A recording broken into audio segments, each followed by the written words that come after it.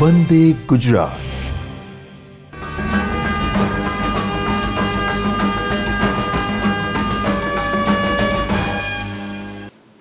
નમસ્કાર.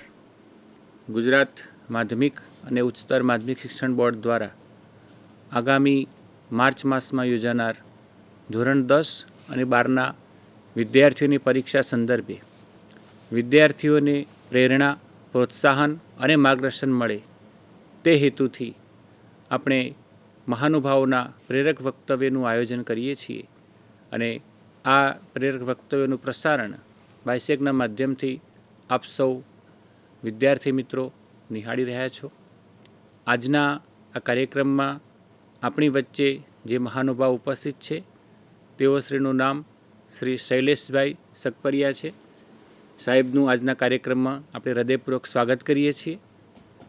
શ્રી શૈલેષભાઈ સકપરિયા સાહેબનો પરિચય આપ સૌને ટૂંકમાં આપું તો શ્રી શૈલેષભાઈ સકપરિયાનું નામ આમ તો કોઈએ સાંભળ્યું ન હોય એવા કદાચ ગુજરાતના કોઈ પણ વ્યક્તિ નહીં હોય, કેમ કે એમણે ખૂબ જ પ્રેરક વક્તવ્યો વિદ્યાર્થીઓને અનુલક્ષીને તેમજ બોધદાયી પુસ્તકો અને મોબાઈલનું આજનું જે સોશિયલ મીડિયાનું જે માધ્યમ છે વોટ્સએપ દ્વારા પણ આજની વાર્તા સ્વરૂપે ઘણા બધા બોધદાયક વક્તવ્યો નવી પેઢીને સંસ્કાર ઘડતરનું કામ એમણે કર્યું છે. તેઓ ગુજરાત સરકારના સિનિયર ક્લાસ 1 ઓફિસર છે અને હાલ સ્પીપા રાજકોટ ખાતે સંયુક્ત નિયામકશ્રી તરીકે પોતાની ફરજ બજાવી રહ્યા છે.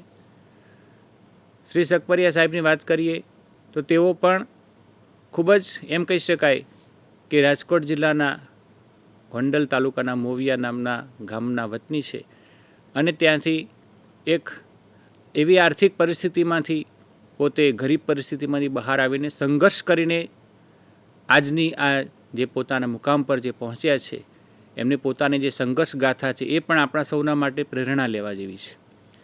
એમને પોતે એમ કહી શકાય કે પોતાના કુટુંબને મદદ કરવા માટે અભ્યાસની સાથે સાથે ખેતરમાં મજૂરી પણ કરી છે, હીરા ઘસવાનું કામ પણ કર્યું છે, પરંતુ પોતાના કુટુંબને મદદરૂપ થઈને સાથે સાથે પોતાનો અભ્યાસ પણ એટલો જ એમને જ્વલંત પોતાની કારકિર્દી એમને જાળવીને ગુજરાત સરકારના ક્લાસ 1 ઓફિસર બની શક્યા છે.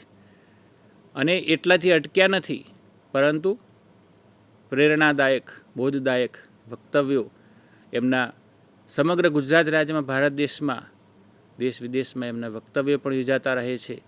30 જેટલા મોટિવેશન ઉપરના પુસ્તકો પણ એમના દ્વારા લખાઈ ચૂક્યા છે.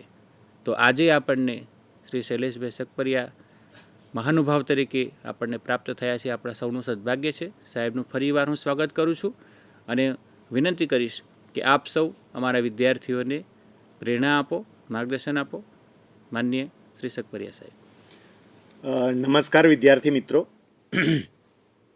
પહેલાં તો આપ સૌને આગામી બોર્ડની પરીક્ષા માટે હૃદયપૂર્વકની શુભેચ્છાઓ પાઠવું છું. મિત્રો, કેટલીક બહુ અગત્યની વાતો મારે તમારા મિત્ર તરીકે આપની સાથે વહેંચવી છે, શેર કરવી છે. અને મારી વાતની શરૂઆત એક સ્ટોરીથી આપણે કરીએ. હું એવું કહું કે 3 વિદ્યાર્થીઓની વાત સાથે જ આપણે આજના આ સેશનની શરૂઆત કરીએ.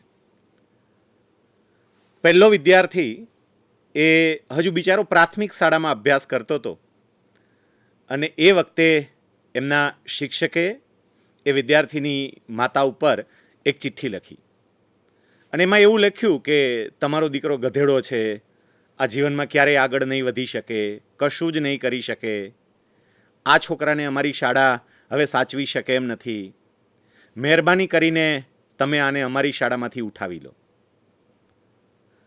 એ છોકરાને લગભગ એ બીજા ધોરણમાં અભ્યાસ કરતો હતો એ જ વખતે સ્કૂલમાંથી રસ્ટિકેટ કરવામાં આવ્યો, કારણ કે એ છોકરાને કંઈ સમજાતું નહોતું, એને કંઈ ખબર પડતી નહોતી, એને કંઈ બહુ યાદ રહેતું નહોતું, શિક્ષકોને પ્રશ્નો પણ એવા પૂછતો હતો, એટલે એમને સ્કૂલમાંથી કાઢી મૂક્યો.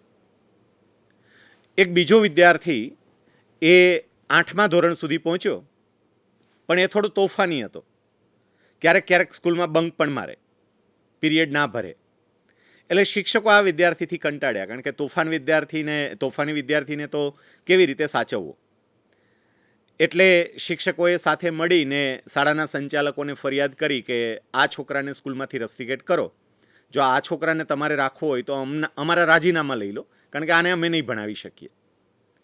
શિક્ષકોની એ ફરિયાદને લઈને એ બીજા વિદ્યાર્થીને પણ સ્કૂલમાંથી કાઢી મૂકવામાં આવ્યો, એને સ્કૂલમાંથી રસ્ટિકેટ કરવામાં આવ્યો. એક ત્રીજો વિદ્યાર્થી એ અભ્યાસ કરે પણ એનું પરિણામ એવું ના આવે.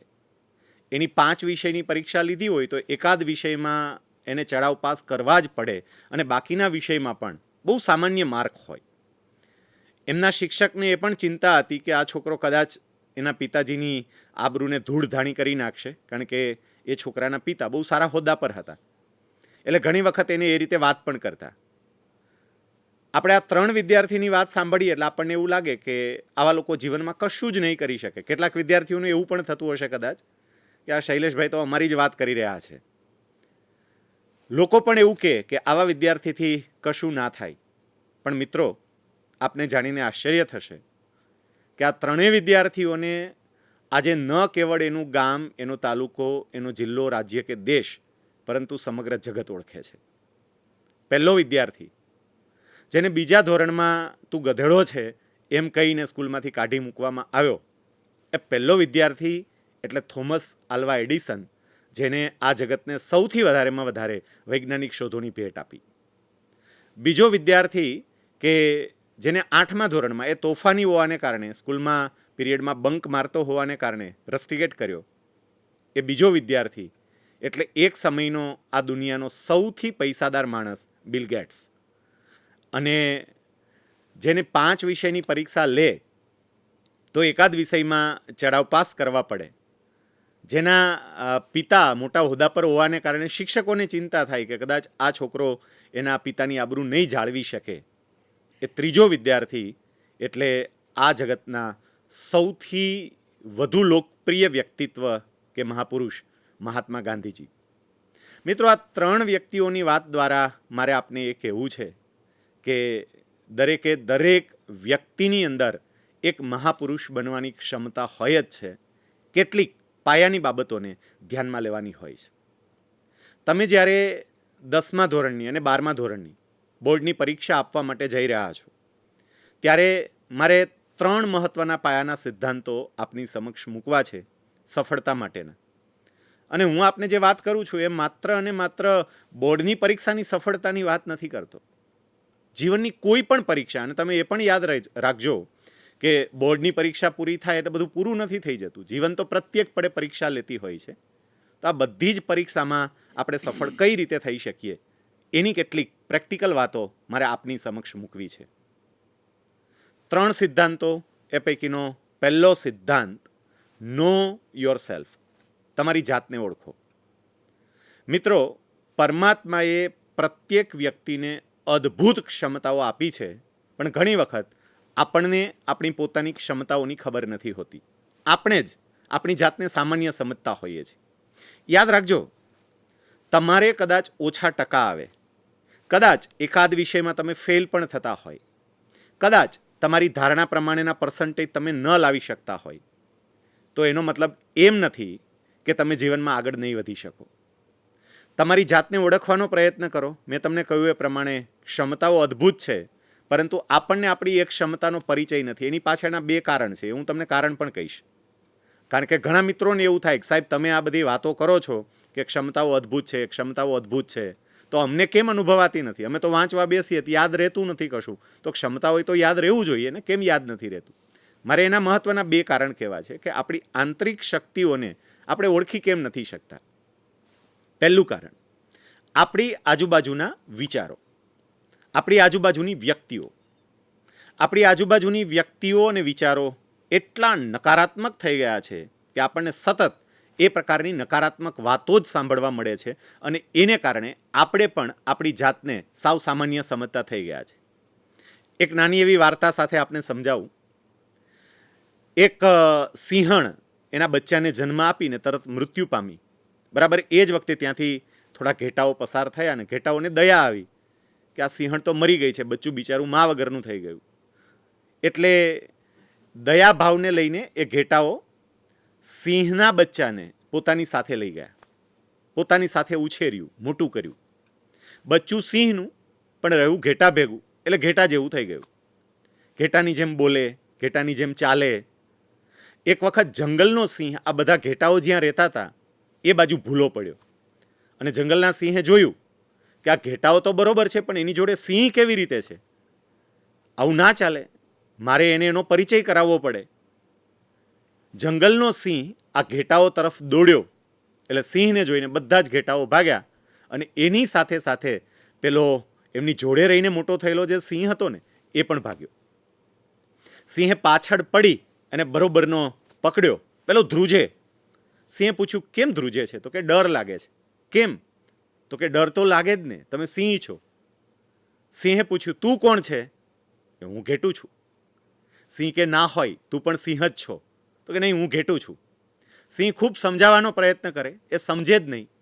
પછી સિંહ એ ઘેટાઓ જોડે રહેલા સિંહને પોતાની સાથે લઈ એક સરોવરના, એક તળાવના કાંઠે ગયા. એકદમ શાંત પાણી હતું. એમાં બંનેનું પ્રતિબિંબ બતાવીને પછી કહ્યું, જો બિલકુલ મારા જેવો દેખાય છે, લાગે છે તું પણ સિંહ હોય એવું? એમણે કહ્યું, હા, હવે લાગે છે, હું પણ સિંહ છું. પેલા જંગલના સિંહે કહ્યું કે સેજ ત્રાડ પાડ, સેજ ઊંચા અવાજે બોલ.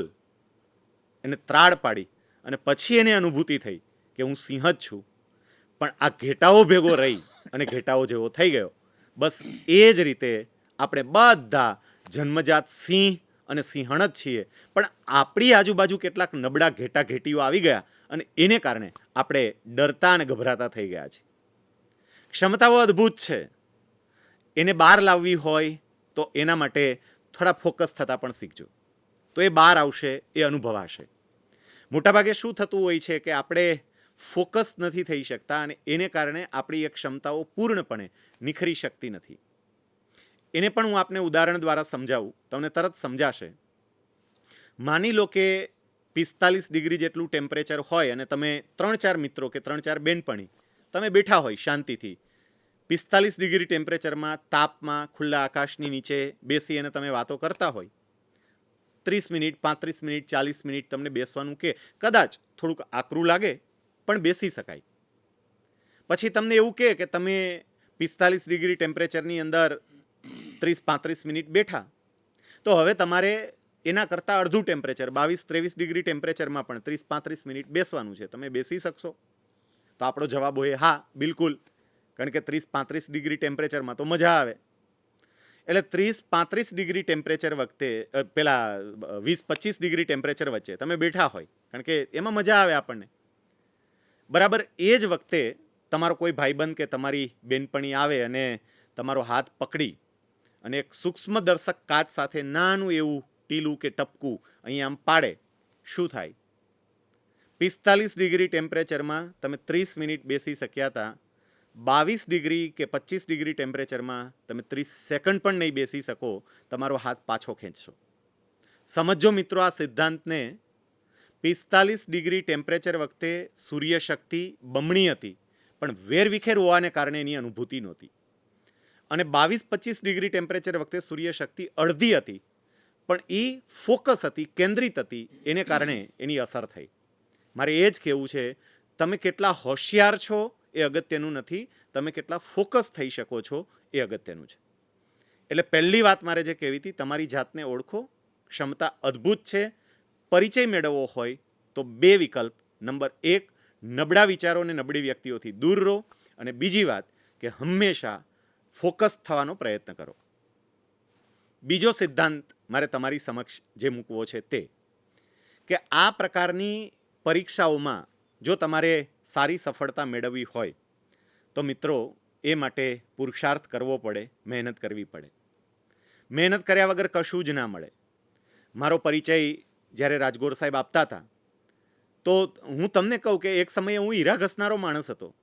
હું હીરા ઘસતો. મારા ગામથી 7 કિલોમીટર દૂર સાયકલ લઈને હીરા ઘસવા માટે જતો. મેં બીજાના ખેતરમાં મજૂરી કરી છે, જાત જાતના એવા નાના મોટા કામ કર્યા છે. ઓફિસ બોય તરીકે પણ મેં કામ કર્યું છે, કચરા પોતા કરતો, આ બધું કરતો. પણ આજે હું ગુજરાત સરકારની અંદર સિનિયર ક્લાસ 1 અધિકારી સુધી પહોંચ્યો. કેમ? તો કે મહેનત.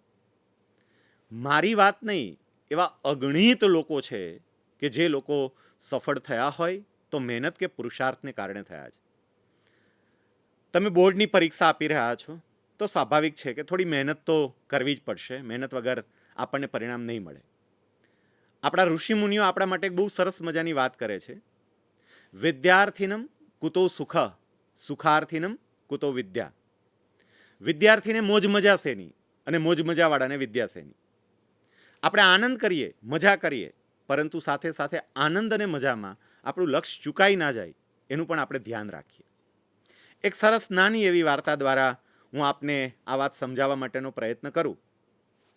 એક મંદિર હતું અને એ મંદિરની અંદર ભગવાનની એક મૂર્તિ હતી. અડધી રાત્રે આ મૂર્તિને કોઈના રડવાનો અવાજ આવ્યો. એટલે મૂર્તિ વિચારમાં પડી ગઈ કે અડધી રાત્રે કોણ રડતું હશે. મૂર્તિ બહાર આવી અને બહાર આવીને જોયું તો મંદિરના પગથિયા રડતા હતા. મૂર્તિને વિચાર થયો કે પગથિયા કેમ અત્યાર સુધી તો ક્યારેય નથી રડ્યા, આજે પહેલી વખત રડે છે. મૂર્તિ પગથિયા પાસે ગઈ, રડવાનું કારણ પૂછ્યું.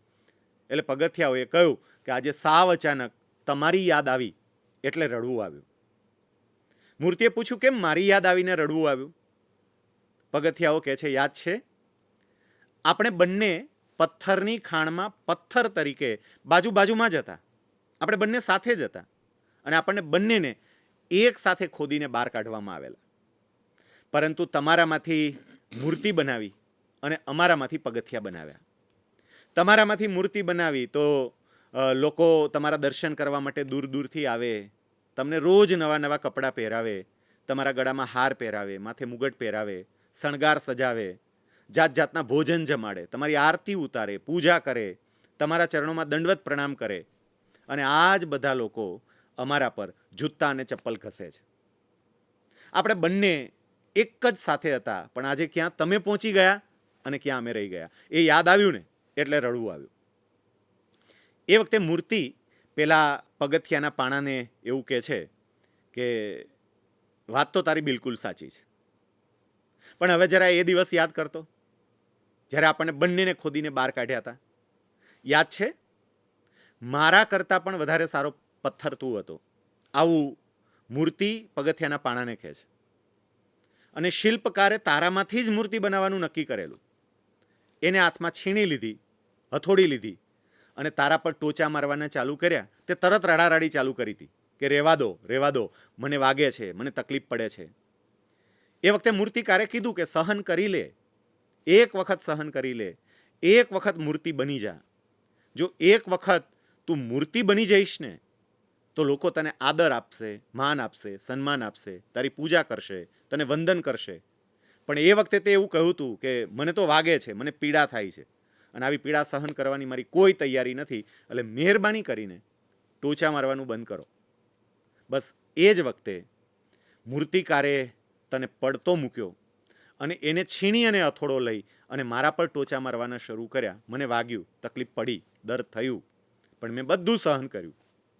તે સહન ના કર્યું એટલે તું પગથિયા બન્યા અને મેં સહન કર્યું એટલે હું મંદિરની મૂર્તિ બની. મિત્રો, મારે એ કહેવું છે કે જો મંદિરની મૂર્તિ બનવું હોય તો થોડું સહન કરવું પડે. સહન કરવું પડે એટલે થોડી આ પ્રકારની મહેનત કરવી પડે.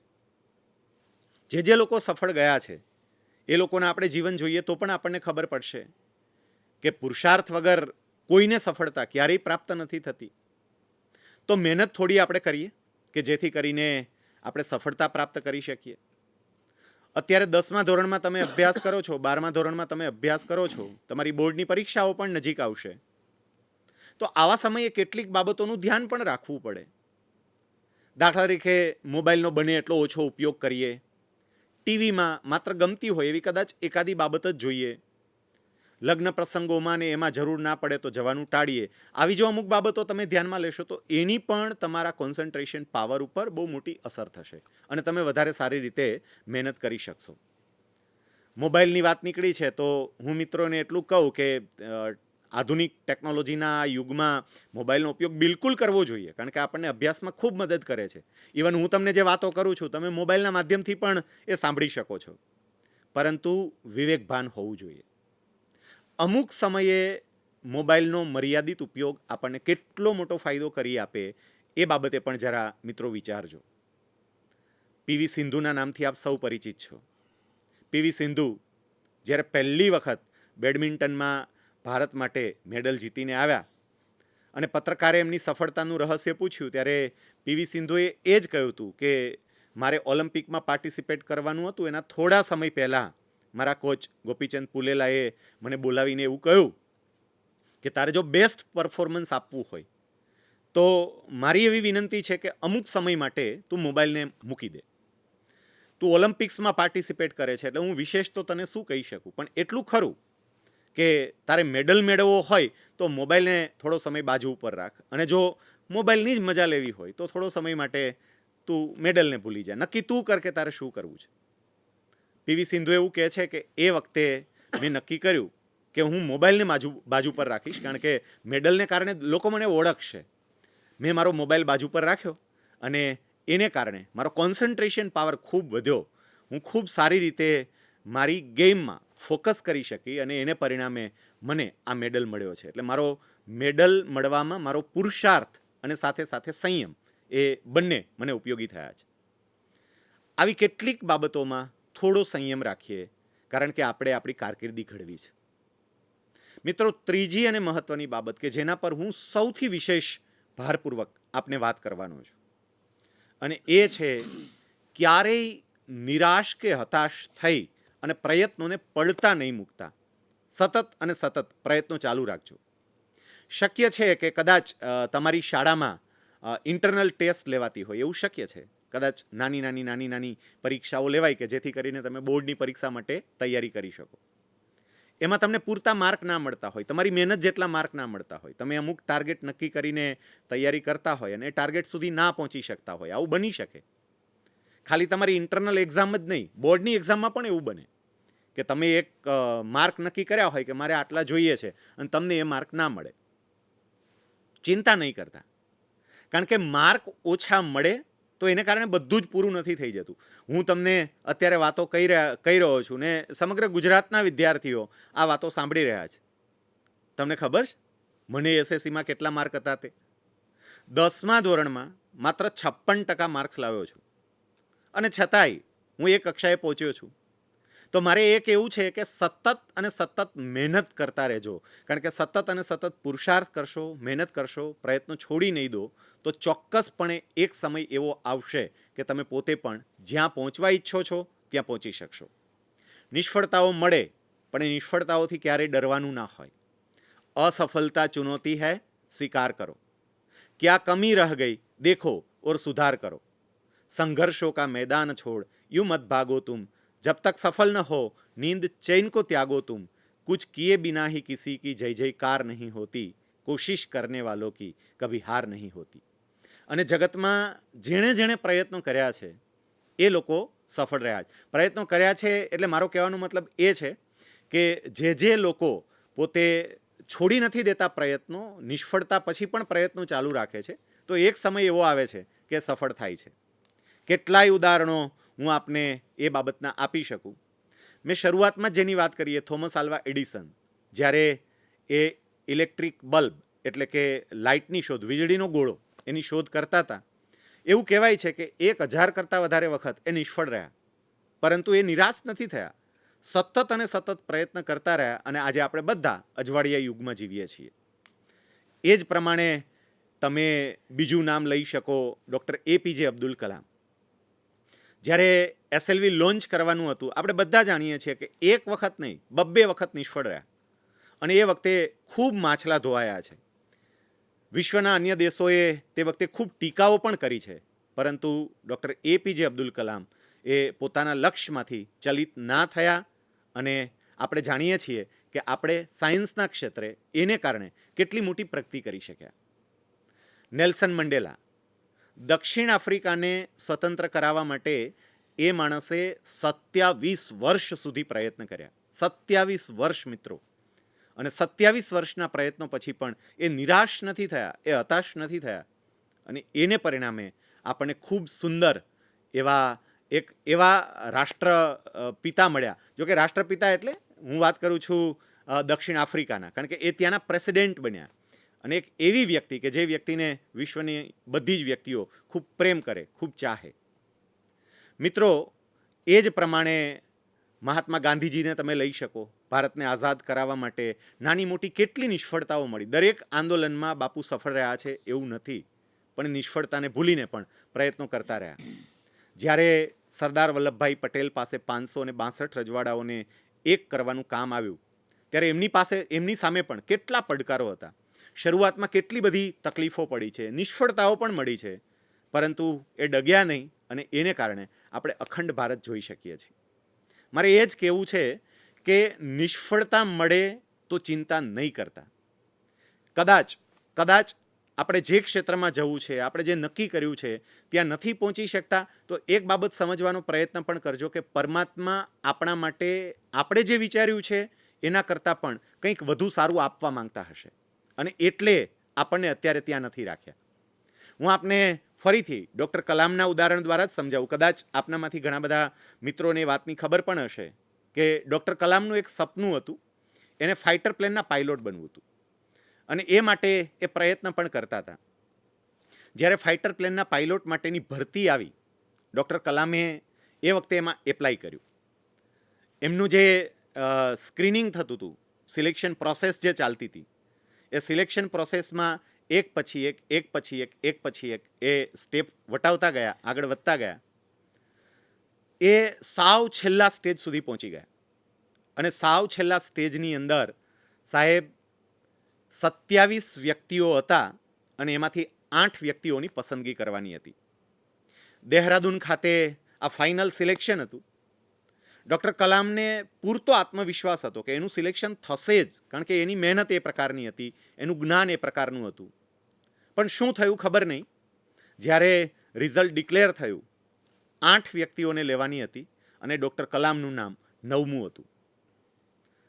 વિચાર તો કરો, આપણને એવું લાગે કે નૌકા સાવ કાંઠે આવી અને ડૂબી ગઈ. છેલ્લું સ્ટેજ, પૂરો આત્મવિશ્વાસ, સિલેક્શન થશે જ, પણ 8 વ્યક્તિઓને લેવાની અને 9મું નામ. સાવ મોઢા સુધી આવેલો કોળિયો છીનવાઈ જતો હોય એવું લાગે. પણ ડૉક્ટર કલામ એવું કહે છે કે એ વખતે મને થોડી નિરાશા આવી. એ ત્યાંથી દેહરાદૂનથી સીધા ત્યાં હરિદ્વાર ગયા, અને ત્યાં સ્વામી શિવાનંદજીના આશ્રમમાં ગયા. સ્વામી શિવાનંદજીને મળ્યા, એમણે પોતાની બધી વાતો કરી. શિવાનંદજી એ વખતે ડૉક્ટર કલામને એવું કહે છે કે તમે દિલથી પ્રયત્નો કર્યા હતા આ પરીક્ષા માટે? તો કે હા. તમે એ માટે પૂરતી મહેનત પણ કરી હતી? તો કે હા. અને છતાંય તમારી પસંદગી ના થઈ? તો કે ના. અને એ વખતે સ્વામી શિવાનંદજી એમને એવું કહે છે કે તો પછી એવું વિચારો કે ભગવાન તમને આના કરતાં વધારે કંઈક સારું આપવા માંગતા હશે. અત્યારે તમને નથી આપ્યું, તમને દુઃખ લાગશે, પણ ભવિષ્ય બતાવશે કે ભગવાન તમને આના કરતાં પણ કંઈક વધારે ઉત્તમ ભેટ આપવા ઈચ્છતા હશે. ડૉક્ટર કલામ એવું કહે છે કે એ વખતે તો મને બહુ સમજ ના પડી, પણ જ્યારે હું 2002માં ભારતનો રાષ્ટ્રપતિ બન્યો અને મારી સોગંદવિધિને એ બધું જ પૂરું થયું, અને પ્રોટોકોલ પ્રમાણે 3 પાંખના વડા મને મળવા માટે આવ્યા, કારણ કે હું સુપર કમાન્ડર હતો. એ 3 પાંખના વડા મારી સામે ઊભા હતા, ત્યારે મારું ધ્યાન સૌથી પહેલાં એર માર્શલ તરફ ગયું, કારણ કે મારું એક સપનું હતું કે મારે ફાઇટર પ્લેનના પાયલોટ બનવું છે. એર માર્શલ સામે જોયું ને મને દેહરાદૂનનો એ દિવસ તરત યાદ આવ્યો. સ્વામી શિવાનંદજીના એ શબ્દો મને યાદ આવી ગયા. એમણે જે કહ્યું હતું કે કલામ, અત્યારે તમે ભલે ફાઇટર પ્લેનના પાયલોટ નથી બન્યા, પણ ભગવાન તમને આથી વધારે આગળ વધારવા માંગતા હશે. ડૉક્ટર કલામ એવું કહેતા કે મને તે વખતે એવો વિચાર આવ્યો કે ખરેખર હું ફાઇટર પ્લેનનો પાયલોટ ના બન્યો તો આજે રાષ્ટ્રપતિ બની શક્યો, અને એરફોર્સના વડા મારી સામે ઊભા રહીને મને સેલ્યુટ આપી રહ્યા છે.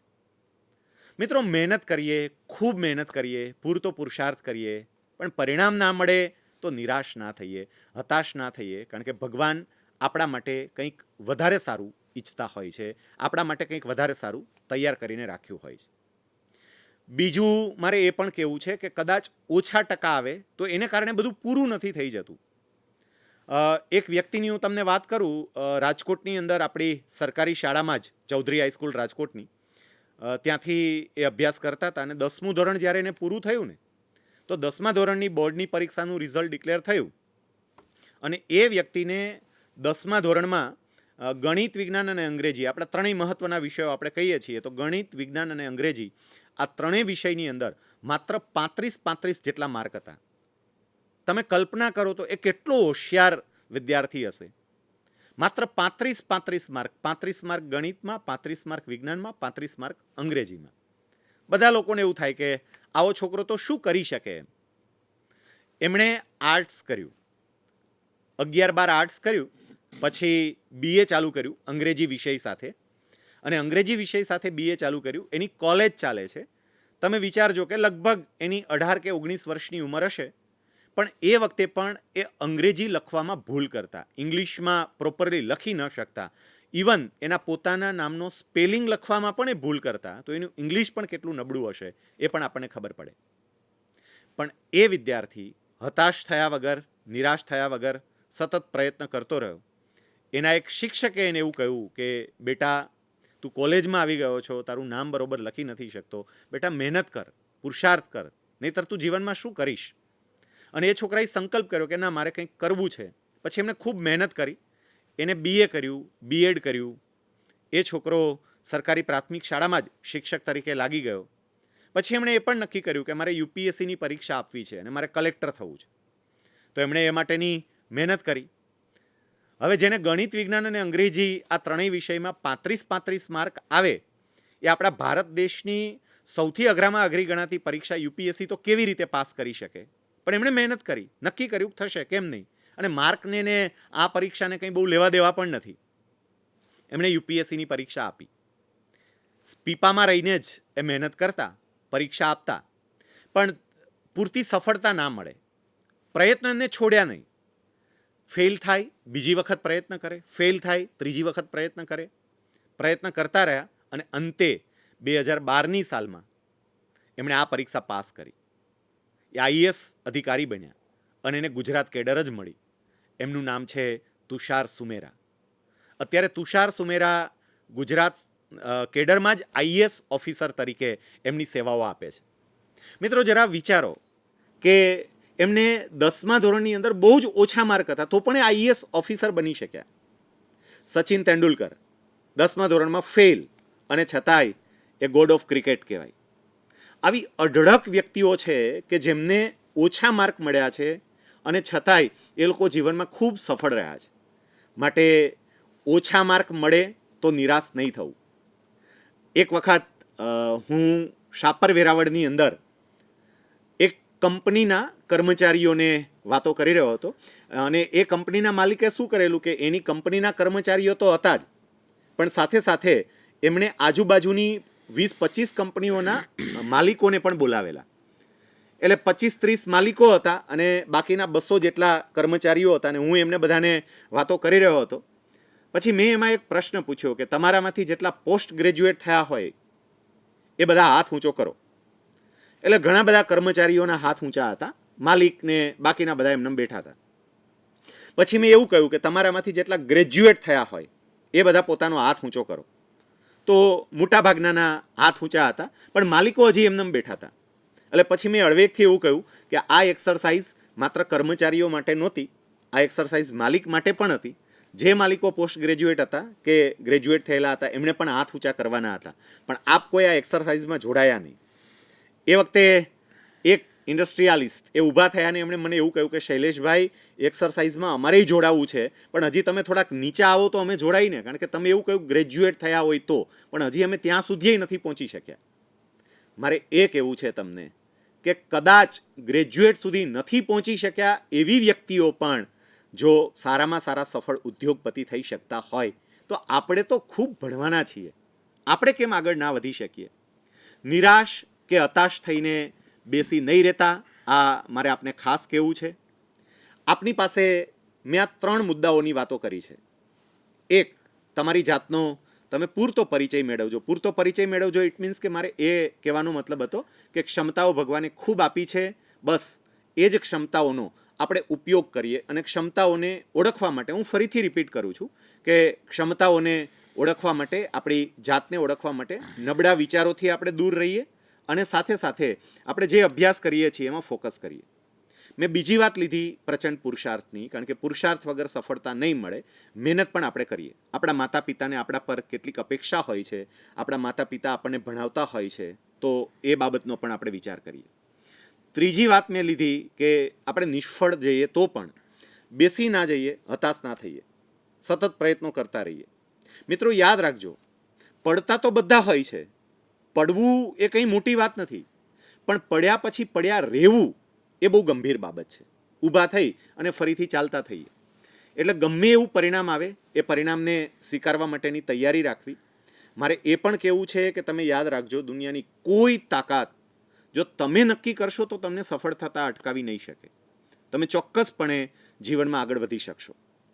એક છેલ્લી સરસ મજાની વાત સાથે, આમ તો બે વાતો મારે તમને કહેવી છે. એક વાસ્તવિક ઉદાહરણ તમને કહેવું છે, કારણ કે એ ઉદાહરણ અત્યારે હું છેલ્લે એટલા માટે લઈ રહ્યો છું કે ઘણા બધા વિદ્યાર્થી મિત્રોને એવું થતું હશે કે સાહેબ આવી બધી વાતો કરવી તો બહુ સહેલી છે, સાહેબ તમે આવી બધી વાતો કરો છો, પણ સાહેબ અત્યારે અમારી મનોસ્થિતિ સમજો સાહેબ, સાહેબ અમને બધું ભૂલાતું જાય છે, અમે વાંચીએ છીએ તો યાદ નથી રહેતું, શું કરીએ સાહેબ.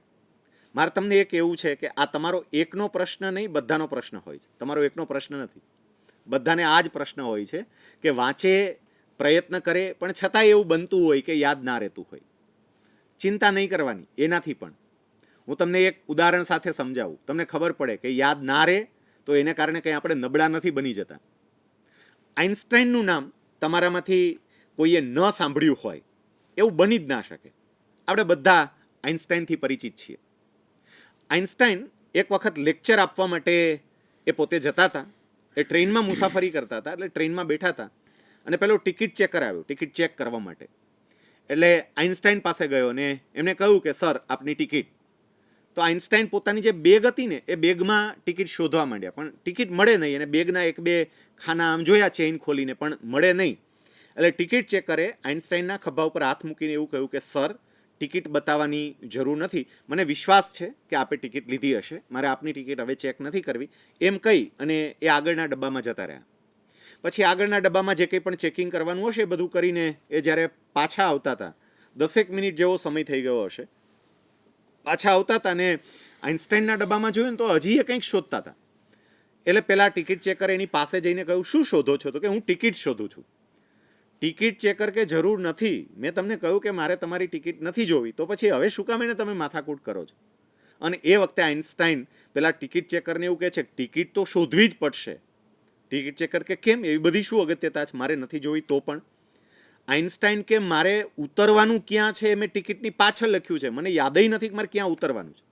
તમે વિચાર કરજો, દુનિયાનો આટલો મોટો વૈજ્ઞાનિક અને પોતે કઈ જગ્યાએ ઉતરવાનું છે એ પણ જો એને ભૂલાઈ જતું હોય તો આપણને ભૂલાય, બે સૂત્રો ભૂલાય, એમાં કંઈ ચિંતા કરવાની ના હોય.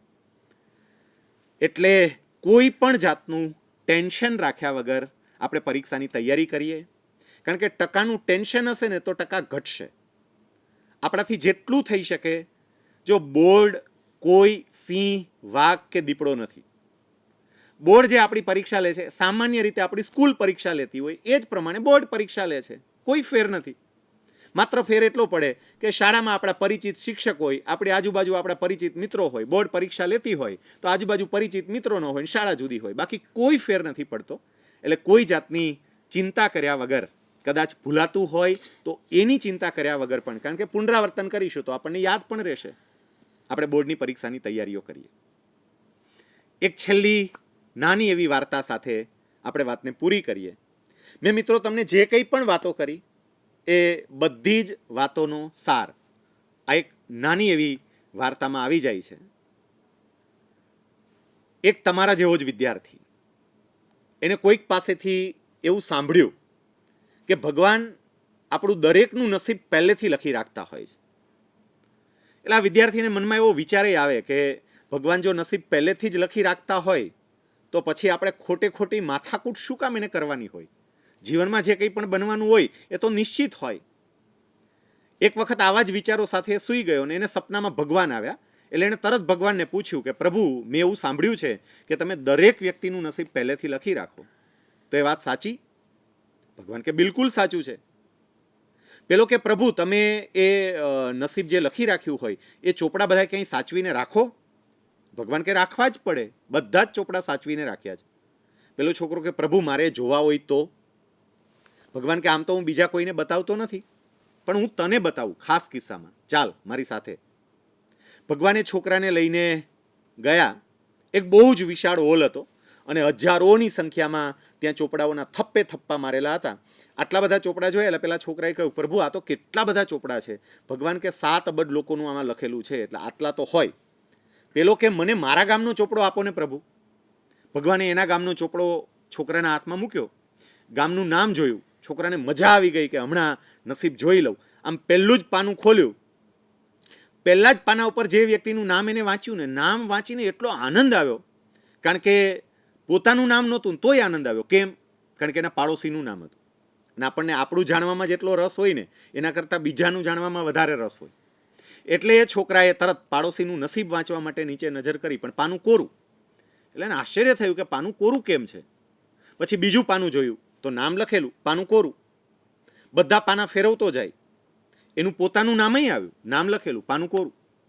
પછી તો એણે બીજા ગામના, બીજા રાજ્યના, બીજા દેશના બધા ચોપડામાં નજર નાખી, પણ બધામાં એક જ સરખું હતું, નામ લખેલા, પાના કોરા. છોકરાએ તરત ભગવાનને કહ્યું કે પ્રભુ અમે માણસો તો એકબીજાને ઉલ્લુ બનાવીએ, તમે ભગવાન ઉઠીને ઉલ્લુ બનાવો છો. ભગવાન કે આમાં ક્યાં ઉલ્લુ બનાવ્યા? તો કે પ્રભુ તમે એવું કહો છો કે નસીબ લખું છું, પણ લખ્યું તો કશું છે નહીં, પાના તો બધા કોરા છે. ભગવાન કે લખું છું, પણ ન વાંચી શકાય એવી શાહીથી માત્ર એક જ શબ્દમાં લખું છું. પેલો છોકરો કે પ્રભુ લખો છો શું એ કોને હવે? અને એ વખતે ભગવાન જે વાત કરે છે ને એ યાદ રાખજો મિત્રો. ભગવાને કહ્યું કે કોઈ પણ બાળકનો જન્મ થાય એટલે જન્મના 6ઠ્ઠા દિવસે વિધાતા બનીને હું એના લેખ લખવા માટે જાઉં. અને એ વખતે એનું નામ લખેલું હોય, નીચે માત્ર એક જ શબ્દમાં એનું નસીબ લખું. એ શબ્દ છે તથાસ્તુ, તારી ઈચ્છા પ્રમાણે. આટલું લખી અને આખું પાનું કોરું મૂકી દઉં.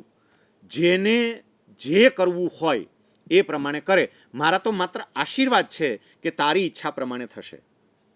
મિત્રો, પરમ કૃપાળુ પરમાત્માએ જન્મના 6ઠ્ઠા દિવસે જ આપણને સૌને એ આશીર્વાદ આપી દીધા છે કે તારી ઈચ્છા પ્રમાણે. ઈચ્છા આપણે કરવાની છે. આપણે જે નક્કી કરીશું એ થશે. યાદ રાખજો, જે લોકો અત્યારે સફળતાના શિખર પર બેઠા છે એનું નસીબ પણ એણે પોતે લખ્યું છે, અને જે લોકો નિષ્ફળતાની ખાઈમાં છે એનું નસીબ પણ એમણે પોતે લખ્યું છે. આપણે સૌ આપણા જ ઘડવૈયા છીએ, અને એટલે મેં જે કંઈ પણ વાતો કરી છે એ વાતો પર જરા વિચાર કરીને, ચિંતન મનન કરીને એને અમલમાં મૂકવાનો પ્રયત્ન કરજો. મને આશા છે કે આપ પણ સફળતાના શિખર પર પહોંચશો. મિત્રો, આપ સૌને આગામી બોર્ડની પરીક્ષા માટે હું ખૂબ હૃદયપૂર્વકની શુભેચ્છા પાઠવું છું, અને આપના તમામ સપનાઓ સાકાર થાય એવી પ્રભુને પ્રાર્થના કરું છું. નમસ્કાર. વિદ્યાર્થી મિત્રો, આજે માનનીય શ્રી શૈલેષભાઈ સકપરિયા સાહેબ આપણી વચ્ચે ઉપસ્થિત રહ્યા અને વાર્તાઓના માધ્યમથી આપ સૌને ખૂબ જ પ્રેરણાદાયી, પ્રોત્સાહક વાતો કરી છે. તો સાહેબે જે વાતો કરી એ આપણે જીવનમાં ઉતારવા જેવી છે. જીવનમાં ઉતારીશું તો આપણને અચૂક સફળતા મળવાની છે. પુરુષાર્થ, એકાગ્રતા અને સંયમની જે વાત કરી એ ખૂબ જ જરૂરી છે. અને કોશિશ કરને વાલો કી કભી હાર નહીં હોતી, એને જો આપણે સ્વીકારીને ચાલીશું તો આપણે ચોક્કસ સફળતા પ્રાપ્ત કરીશું. સાહેબે આજે બાયસેકના સ્ટુડિયો ખાતે ઉપસ્થિત રહીને આપ સૌને જે પ્રેરક માર્ગદર્શન આપ્યું છે એ માટે બોર્ડ વતી સાહેબનો આભાર વ્યક્ત કરું છું. અને આપ સૌ વિદ્યાર્થી મિત્રોને આગામી પરીક્ષા માટે ખૂબ સારી સફળતાઓ પ્રાપ્ત થાય એવી હૃદયપૂર્વકની શુભેચ્છાઓ પાઠવીએ છીએ. અસ્તુ. જય હિન્દ, જય જય ગરવી ગુજરાત.